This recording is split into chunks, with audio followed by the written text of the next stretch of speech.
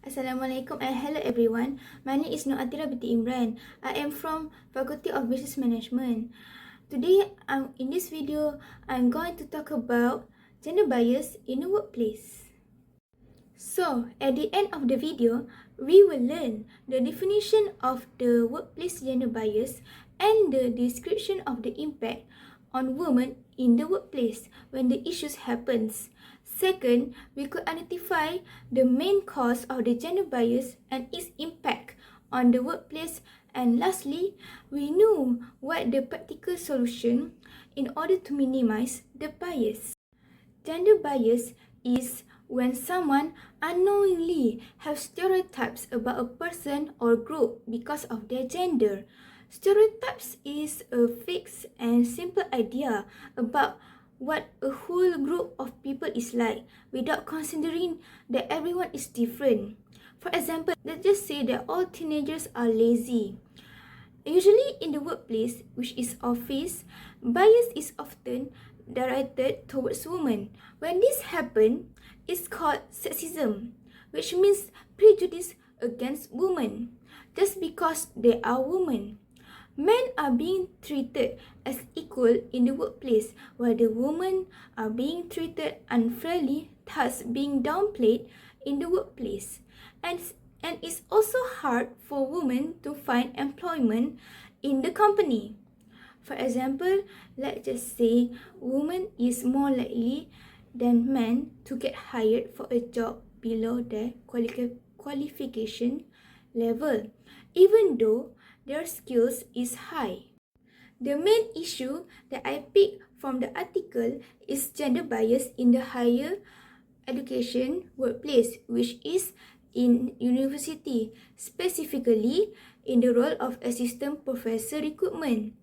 The issue is that fewer women become professors than men. However, some research suggests that the reason might not be because of hiring bias, rather than women are tend to less likely to apply for these jobs in the first place. According to a survey conducted by Women Leading Education, over 80% of female leaders in education reported that they are experiencing bias in their workplace, while the remaining 20% are afraid to report the bias. This could be because facing prejudice can harm a woman's confidence and ambition. Many women feel that in a male-dominated fields, they have to work much harder than their male colleagues just to be seen as equally capable. Next, we are going to talk about factors that contribute to gender bias in the workplace. The first obvious causes is gender pay wage. The gender pay gap is the difference between what the average woman and the average man earn per hour. This calculation uses their base pay before any taxes are taken out. European Parliament revealed that working women in the EU, which means Europe, earn on average 12% less per hour than men. According to the graph in the slide, the pay gap between men and women gets wider as they get older. This is often because women are more likely to take breaks from their careers, though the reasons can be vary by country. The gap is also large in private companies than in government jobs. This is because women earn less over their lives. They get lower pensions. This puts them at much higher risk of poverty in old age. In the Europe, women's pensions are, on average, over 28% lower than men's. The second causes is stereotypes and built-in bias. A gender stereotype is a simplified and often unfair belief about what someone is like just because they are a man or a woman. This hidden, often unconscious bias affect many work decisions, from who gets assigned to a good projects to how performance is judged. For women of color, these stereotypes are often mixed with racial prejudice. They frequently experience microaggressions, for example, like small everyday comments or actions, whether spoken, unspoken, or in the environment that sends a negative and insulting message. Here are the 3 common biases that usually happens in the workplace. The first one is the competence likability paradox, where assertive men are seen as leaders, but assertive women are seen as aggressive. For example, let me say there are 2 co-workers named Mark and Sarah are organizing a lunch order for the team, but the cafe messed up the order and forget the vegetarian sandwiches. The team is disappointed. They both called the cafe in a firm voice to order the forgotten sandwich, but the team's reaction towards both of them were different. Mark was called effective and assertive. Meanwhile, Sarah was called very harsh and aggressive when making the phone call. The second bias is the maternal bias, where women can be unfairly seen as less committed to their jobs, whether they have children or not. This could also limit their career opportunities, as they will take maternal leave when they have to take care of their child.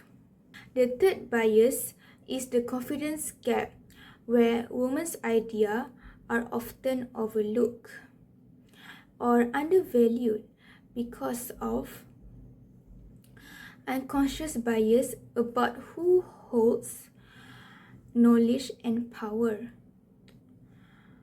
For example, when let's just say Aina was assigned to a task about a project, but instead of using her ideas, the manager used another male coworker idea, which name is Ahmad.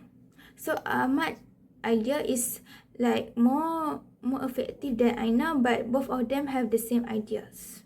But they choose Ahmad over Aina. The impact of gender bias in the workplace is, the first one is economic problems. When women are passed over for promotions, they stay in lower paying jobs. This can make them more likely to quit or leave their field entirely. This is also bad for the companies, because company will lose out on good ideas and opportunities, and also hurt their ability to compete and succeed. The second impact is mental health effects. Sexism harms women's mental health at work. For example, it is exhausting to work just as hard as male colleagues without getting the same credit or opportunities, and facing discrimination and harassment often leads to burnout and lower productivity in women. This burnout is a key reason why many women, especially women of color, prefer to work from home. They often want to avoid the isolation and discrimination they face in the office. The last impact, which means the third impact, is less innovation. Okay, if women are left out of important decisions, the company will lose their unique ideas. This slows down innovation and new product development, as their ideas could enhance and bring new knowledge to the company and towards the project. So, how to solve the problem? Okay, first of all is enable an equal pay and transparency. For example, places like New York have passed pay transparency laws. These laws requires companies to be open about salary range. This could also help make pay more fair in two ways, as it forces companies to compete for talent by offering better, more equal salaries, and it holds companies accountable by making their workforce demographics and pay data public so that everyone can see if they are meeting their diversity and inclusion goals. Second, we can implement a development and mentorship program to get more women into leadership roles. Companies can create mentorship programs that connect women with female leaders as role models, offer special leadership training for women to help them build the skills needed for management positions. And lastly, provide diversity training for all employees to help create a more inclusive workplace. The third solution is to create a strong anti-discrimination policies where these policies help attracting diverse talent by making the company a safer, fairer place to work, standardizing hiring and promotion practice to reduce the unconscious bias and stereotypes, and creating a clear, safe ways for employees to report discrimination without fear of punishments.